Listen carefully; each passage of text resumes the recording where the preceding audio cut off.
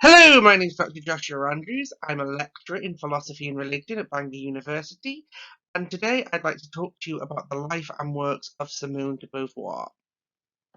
Simone Lucie Ernestine Marie Bertrand de Beauvoir was born on January the 9th, 1908 in Paris, France. She was the eldest daughter of a bourgeois family that was deeply divided on the concept of religion. Her father, a legal secretary who had had childhood dreams of becoming an actor, was a staunch atheist, whilst her mother, a devout Catholic.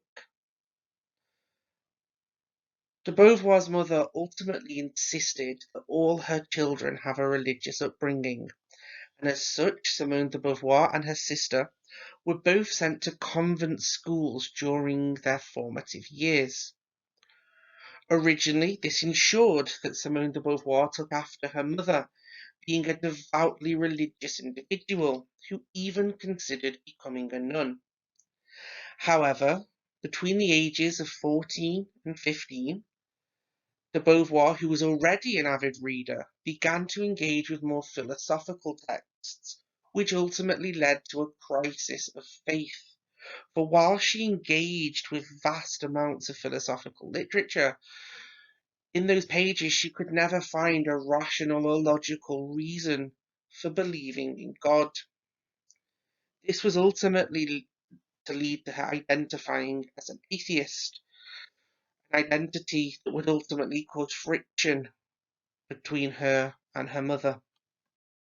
After turning her back on religion and theological study, de Beauvoir became fascinated by the idea of human existence, engaging with literature and philosophy as a means to understand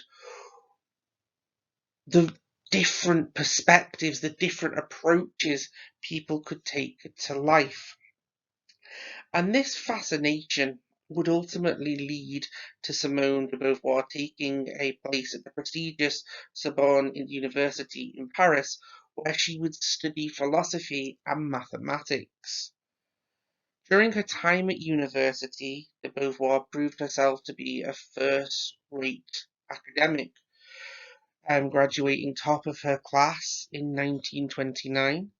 The same year, she would meet another young student, another budding existentialist, the future philosopher Jean-Paul Sartre, who she would ultimately go on to have a lasting relationship with. The relationship between Simone de Beauvoir and Jean-Paul Sartre was unconventional. Despite he proposed marriage early on in their relationship, de Beauvoir was ultimately to reject him, believing that marriage was a dangerous and oppressive institution. In fact, in her famous work, The Second Sex, she states, I think marriage is very alienating for men as well as for women. I think it's a dangerous institution. Dangerous for men who find themselves trapped, saddled with a wife and children to support. Dangerous for women who aren't financially independent and end up depending on men who can throw them out when they are 40. And dangerous for children because their parents vent all their frustrations and mutual hatred on them. Ultimately, de Beauvoir was never to marry. In fact, her relationship with Sartre saw them never living under the same roof as one another, and was ultimately to be an open relationship with both individuals free to pursue romantic relations with other people. However, despite the open nature of their relationship, they remained together in some capacity until Sartre's death in 1980. However, despite entering into this open relationship, believing that it would allow them to have individual liberty and freedom to explore other sexual avenues, and ultimately believing that it would make them happier in the long run because, you know, Simone de Beauvoir believed marriage was oppressive. It's worth noting here that in biographies and letters that have been published on both individuals, there is a continuous there's continuous references to the fact that the open relationship between the two at times was riddled with tensions and jealousies, and that quite often they would have blazing rows and long periods where they wouldn't speak to one another because of the jealousy they felt towards somebody who the other was giving attention to. So, whilst both believed that having this open relationship would make them happier in the long run, biographers are keen to highlight that ultimately this relationship they had was also riddled with problems and wasn't the perfect solution that either had originally envisioned.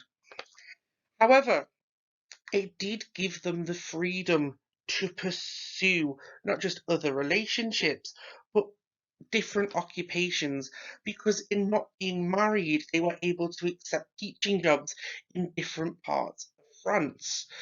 So, by having this open relationship where she was never completely tied down by Sartre, Simone de Beauvoir was ultimately able to find an occupation of her own, not simply being a wife and mother, but instead taking on teaching positions at various schools between 1931 and 1943. In 1943, we see Simone de Beauvoir give up teaching and instead pursue other avenues of employment.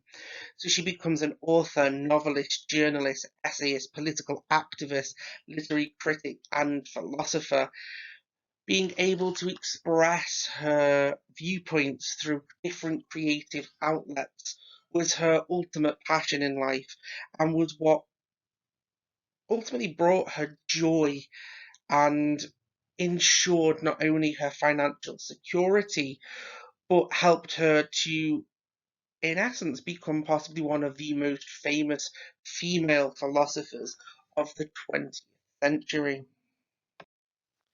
Simone de Beauvoir was an avid writer during her years as an author and produced numerous novels, plays, and philosophical discourses. Despite considering herself first and foremost a writer of literature, it is probably her philosophical works for which she is best known, in particular The Second Sex. This text, published in 1949, is considered sort of foundational text of second wave feminism and raises numerous issues about the status and treatment of women within society. So throughout the text, de Beauvoir claims that in essence the patriarchal nature of society has ensured that women are always seen as the other. They are socially subjugated and ultimately treated as a minority group. They aren't recognized as individuals in their own right, but instead are given roles that they are forced to play by the men that rule society. As such, the purpose of the second sex is ultimately to encourage women to define themselves, to realize that the roles which they've been forced to play are not anything to do with their sex. Rather, it is a cultural expectation that has been enforced on them, and that they, like men, should be free to determine who they are as individuals. She seeks to ensure that women are no longer defined as the other or deviant, but instead are recognized as authentic individuals who are free to create their own identity independently of what society thinks they should be. She encourages women throughout the text to determine their own existence, to ensure that they utilise their freedom in order to create their own identity and to challenge the traditional narrative that has been enforced upon them by society. So it's this work that goes on to inspire second wave feminism and continues to have incredible relevance today across a host of academic disciplines such as the social sciences and philosophy. Oh, and gender studies too. Famous philosophers such as Judith Butler ultimately named Simone de Beauvoir as their influence, highlighting that it's through her work that ultimately people began to recognize the difference between gender and sex, recognizing that how we behave or what's expected of us by society should not be determined by one's genitals. Instead, it should be the individual that determines who they are and how they function within society. And that's sort of reflected in one of the most famous quotes of the second sex, where Simone de Beauvoir says, "I was not born a woman, I became one." So the text is all about becoming and establishing oneself, determining who one is, rather than having it forced upon them. Simone de Beauvoir ultimately died in 1986, dying on April the 14th in Paris, and was buried with Sartre.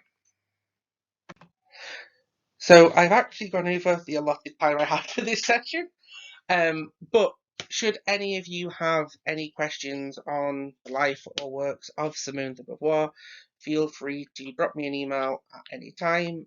Thanks for listening, and have a great day.